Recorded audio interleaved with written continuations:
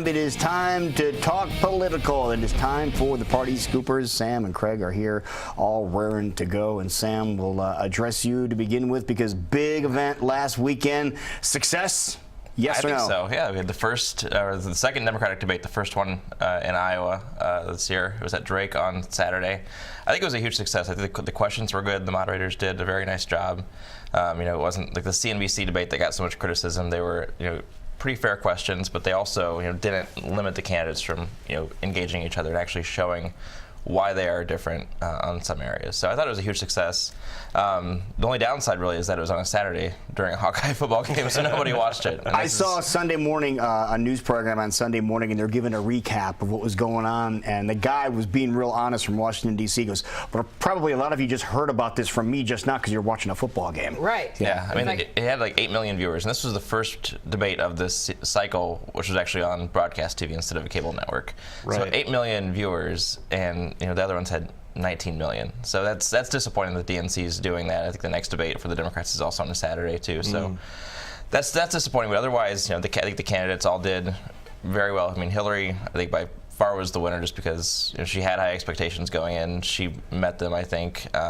Sanders. You're hearing, sorry to interrupt, you're hearing stories come down the pipeline that the focus obviously changed very quickly with the Paris attacks. And there was some saying Bernie Sanders, people came out saying he was upset because they were going to change the format a little bit about how long they were going to have an opening statement and da-da-da-da-da. Right. So if you didn't watch, can you give us a quick synopsis of what exactly did happen Saturday? I would say this, that it was almost like watching two different debates. So the first half hour was entirely on foreign policy, which Hillary Clinton dominated.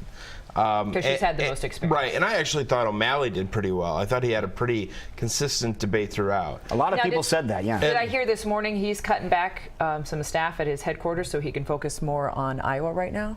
I haven't heard that yet. That wouldn't surprise me. Wow. You're breaking news. But I thought he had a nice debate. And you could tell, so that, they start off by making comments about the attacks that happened in Paris the night before, and Bernie Sanders gave it 15 seconds, and then he's like, "Okay, let's talk about domestic policy." He wanted to change it to something else. But it was interesting. So then, as the debate later on switched to domestic issues, you could see how that benefits O'Malley and Sanders, because Hillary, whether she's talking about the minimum wage or she's talking about, or they're talking about campaign finance reform, it's where she gets in trouble with her base, and so it was fascinating to watch how well she can handle foreign policy and those issues. And then the domestic issues is where she's getting in trouble. But as a Republican, I thought that first half hour of the debate, you can watch that and you can say, hey, this is what it's going to be like to debate Hillary Clinton in a general election debate on foreign policy. And so I think there's a lot Republicans could take from this debate as well. Now, Sam, you mentioned minimum wage. For those people that didn't have a chance to see, what was the takeaway with minimum wage? Well, all the Democrats support it, support raising it. There were some questions about Hillary, not as much. Hillary, not as much. O'Malley's talked about what he's done in Maryland. Sanders, I think, is probably the furthest left on the minimum wage, which isn't surprising. But basically, we all want to increase it, and the moderators pushed them a little bit on, well, is this going to cost jobs? How many jobs do you see going out with this, and nobody really agreed with that because there's not a lot of evidence to support that there's massive job losses if you raise the minimum wage.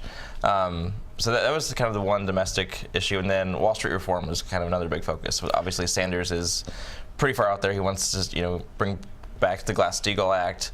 He pushed Hillary and even O'Malley on Wall Street reform and saying that they weren't going far enough. I thought there was one issue at the debate that I was disappointed in.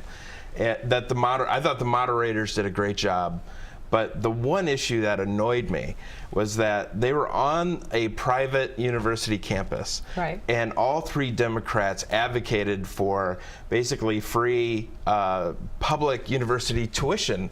And as I'm watching the debate at Drake University with a bunch of kids, I'm like, I don't think these people realize that passing such a law would devastate Drake University.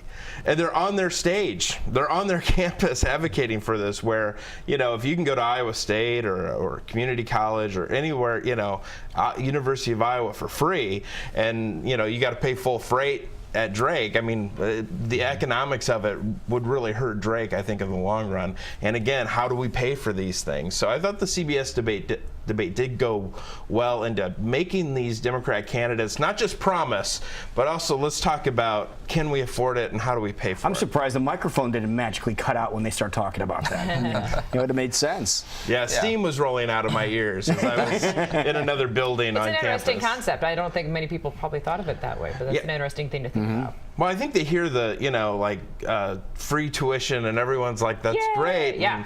And, I'm like, so, hey, kids, do you realize that this doesn't apply to you? Right. Well, and part of it, too, O'Malley's plan, he's talking about debt-free college. So he wants to increase access to Pell Grants and other funding, which it could help students either at a private or public university.